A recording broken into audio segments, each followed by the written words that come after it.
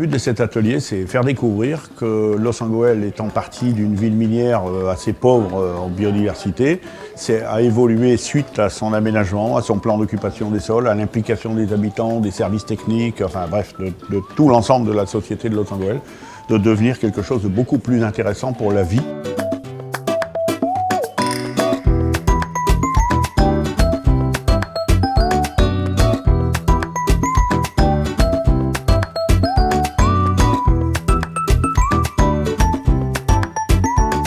À la fin de mon premier mandat, on a fait plein de réunions de bilan.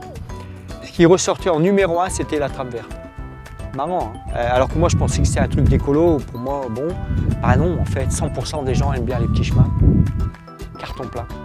Et là, on est sur un des endroits de connexion du centre à la ceinture verte qui boucle, donc qui fait tout le tour, hein, et qui crée de l'agrément de vie pour les gens.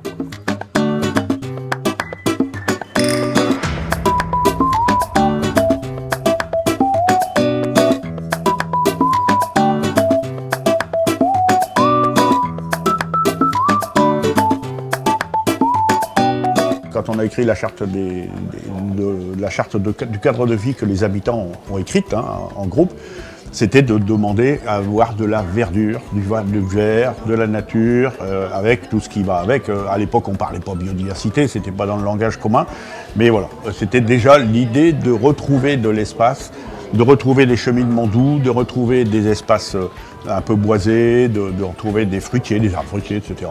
Et aujourd'hui, on en est arrivé à une vingtaine de kilomètres. Et on continue, voilà. C'est inscrit dans le plan d'occupation des sols. Chaque fois qu'on peut récupérer des espaces, quand il y a des ventes de terrain par exemple, etc., on récupère des espaces pour après créer des cheminements qui seront aménagés par la suite.